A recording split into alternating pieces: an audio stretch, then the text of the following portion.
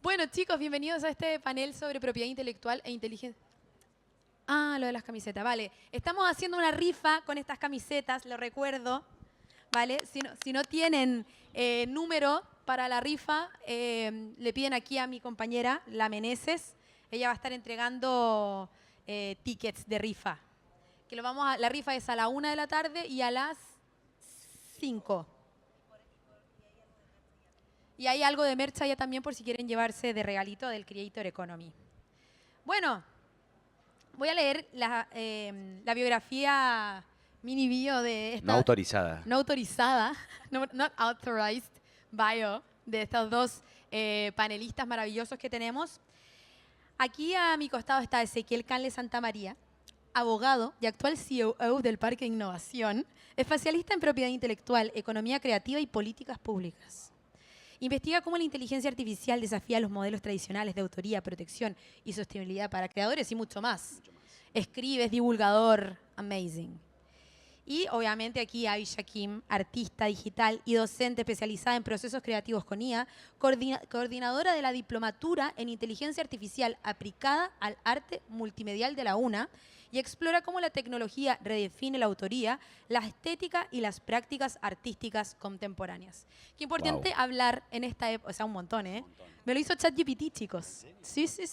Tiene toda nuestra información ChatGPT. ¿Qué opinamos de eso? ¿Esto funciona? ¿Está apagado? ¿Estará apagado? Creo que ahí, perdón. Ahí sí. Hola, Ahí ahí sí. anda, ¿cómo están?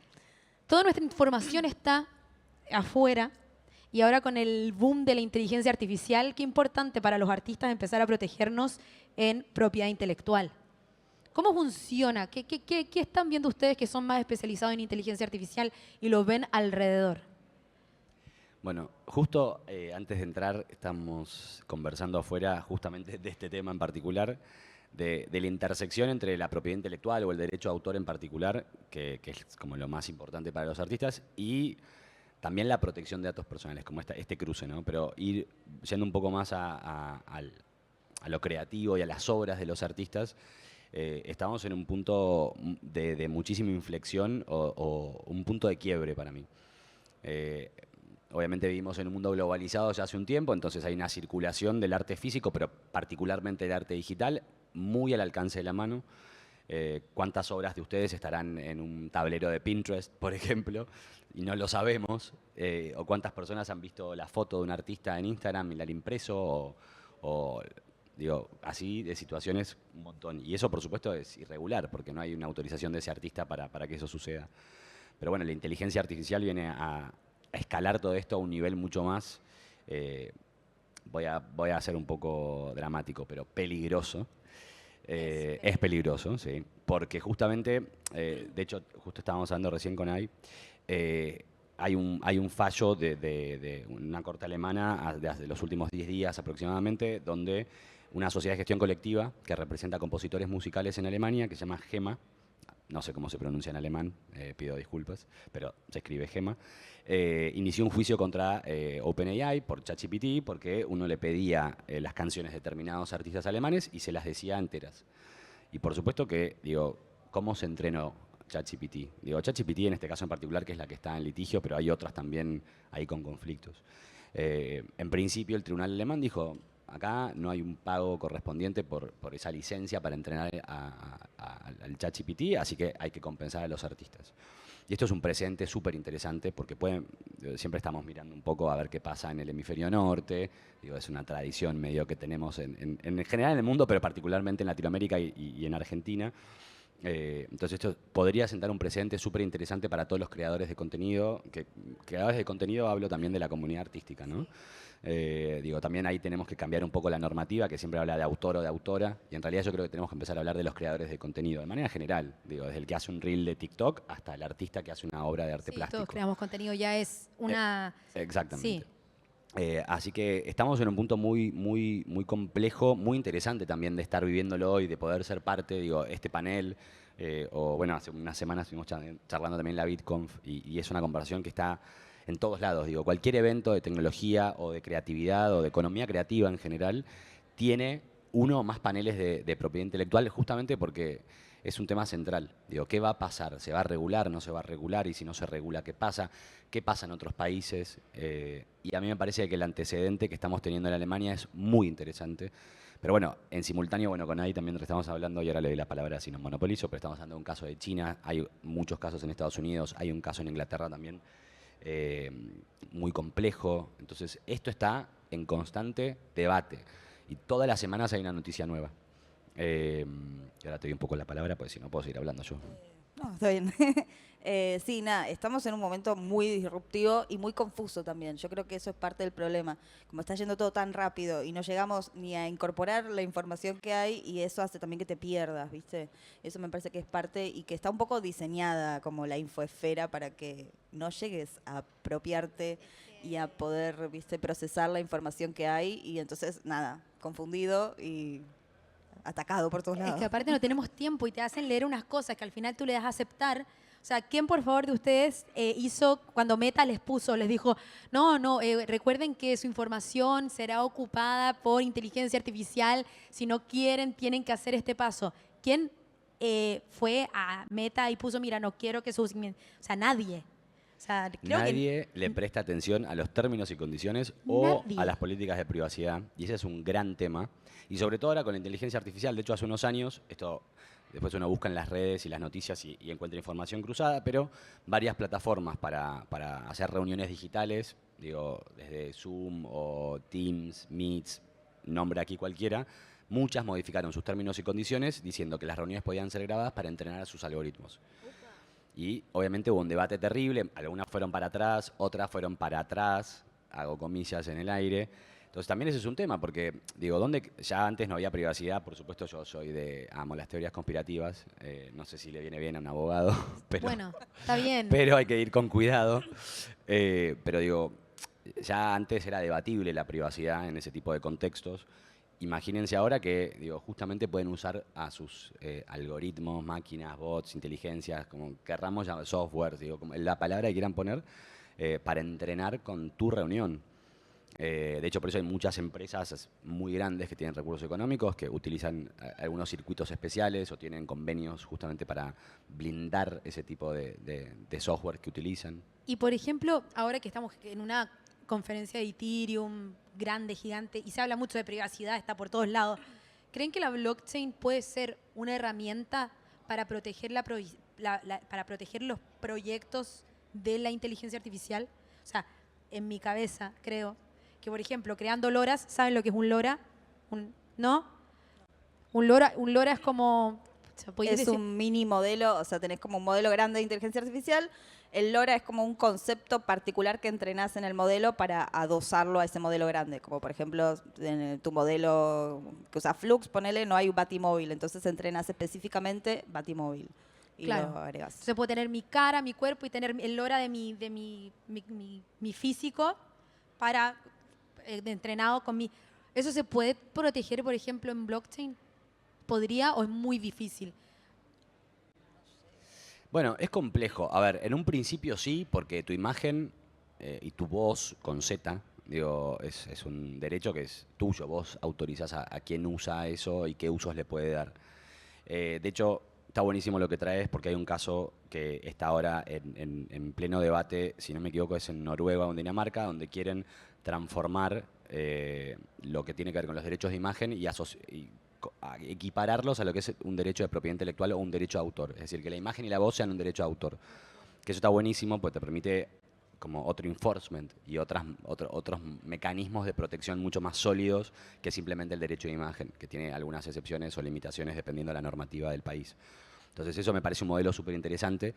Ahora sí, obvio, la tecnología blockchain para mí es como la IA, son herramientas súper útiles. El tema es qué uso le damos. Digo, es como todo, el cuchillo vos lo puedes usar para cortar un tomate o para matar a alguien. Entonces, bueno, sin ser tan extremista, lo dejamos eso para otro contexto de lo dramático.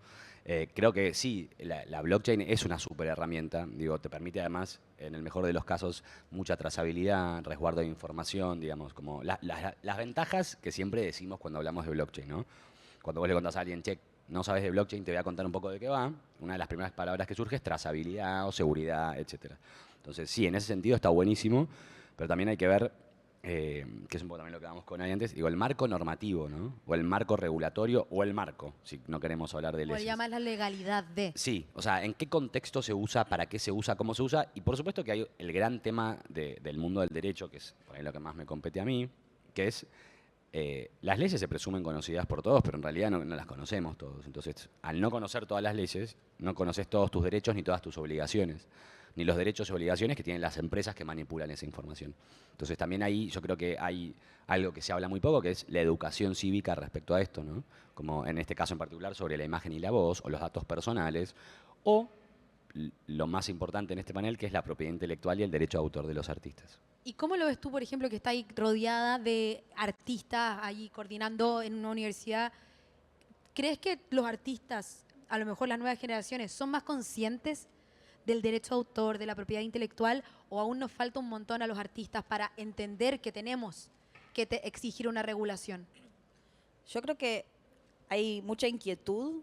O sea, lo que yo estoy viendo en la diplomatura es eso, es como mucha ansiedad, como que están pasando cosas, no termino de entender, no sé a dónde consultar, no sé cómo orientarme y nada, un poco tampoco es que yo no soy abogada ni nada, entonces es como, bueno, ¿cómo podemos hacer para construir algo respetando también, viste, las obras de otros? Porque también hay, bueno, un problema, estábamos hablando hace un ratito también lo de Estudio Ghibli, ¿no? Por ejemplo. Ah, claro.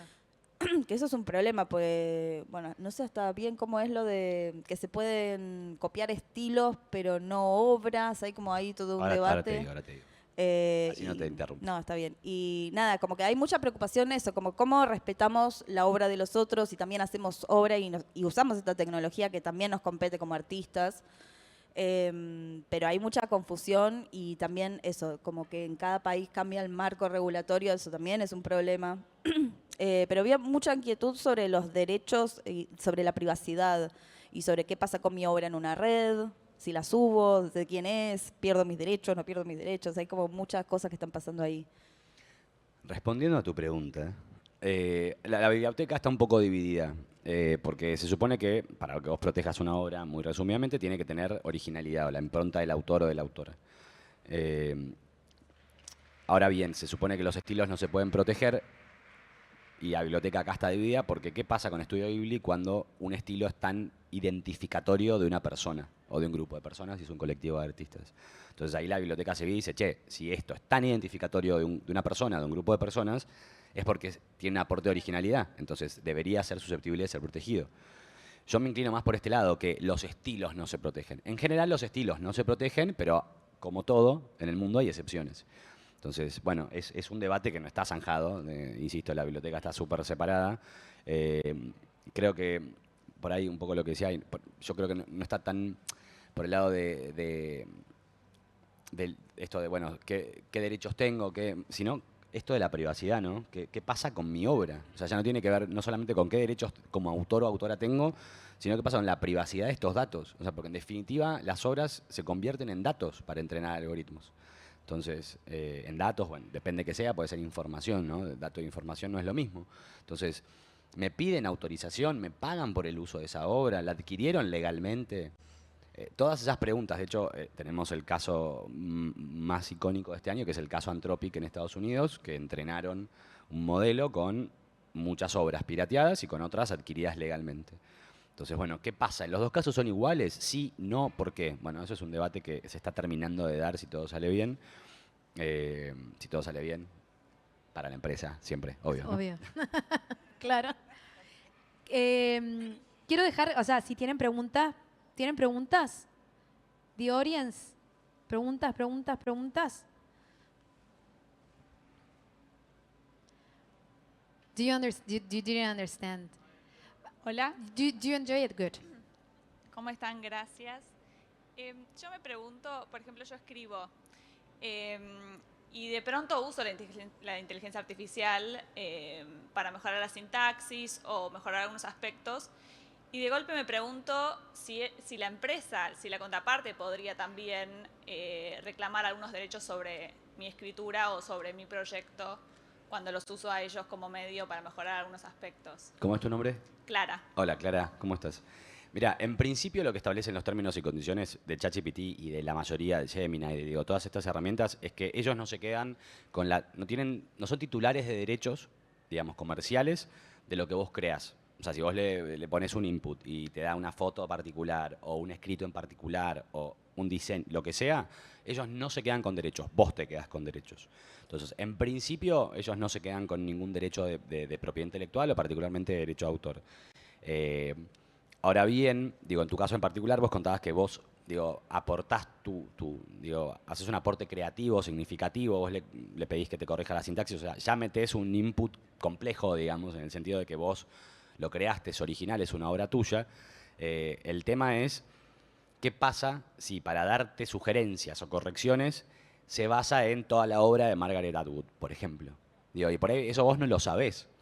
Entonces, estoy dando un ejemplo muy específico y burdo para que se entienda. Entonces, la problemática en realidad está que muchas personas, pues no quiero decir solo artistas, sino personas usan esas herramientas para crear, debatible de nuevo esto, o sea, las máquinas fabrican, no producen, no crean, exacto. Entonces, ¿qué pasa si en ese proceso, vamos a llamar de muy enormes comillas, proceso creativo tuyo que interviene en la herramienta de inteligencia artificial, se vulneran los derechos de autor de un tercero? Entonces, bueno, ¿quién se hace cargo? Y esa es la pregunta que parece con una respuesta obvia, pero no está zanjada. O sea, pero respondiendo a tu pregunta, quédate tranquila que es tuyo. Incluirlo en el prompt para que no suceda. Me gusta esa idea. Gracias, Clara. ¿Creen que en algún momento las máquinas van a crear, van a tener la capacidad de no solo fabricar cosas, sino que ya van a tener una autonomía suficiente, que van a crear cosas y de repente no vamos a saber? Yo, perdón, me voy a poner apocalíptica. Me encanta, amo el apocalipsis. O sea, yo Para sueño mí con eso. hay como una narrativa de que vamos a llegar al AGI, como a la inteligencia artificial general o super inteligencia artificial. Y para mí es una narrativa que está pusheando esta herramienta y genera más confusión y eso, la gente que por ahí no termina de adentrarse en como técnicamente cómo funcionan estas cosas, es como que nada, compras esa narrativa. Y yo no, la verdad que no me parece, en el sentido en que está yendo por lo menos ChatGPT y tal y tal. Sí hay un montón de cuestiones que están fusionando biología y tecnología y ahí me parece que se pone raro, como vieron esas células madre que hacen organoides, cerebros y tal y tal. Es muy heavy.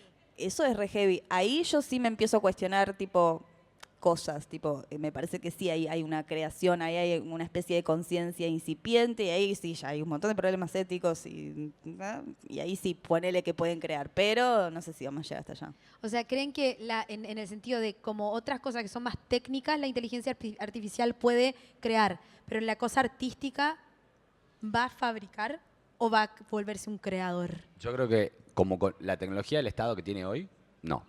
Ahora, que eso no evolucione. Pero es que hace 2 años estábamos Bueno, con por Will eso. Smith comiendo espagueti, o sea, deformado, Literal. y pasaron 2 años y ahora hay películas. O sea, es heavy Lo que pasa como es en que 2 años ha hecho así.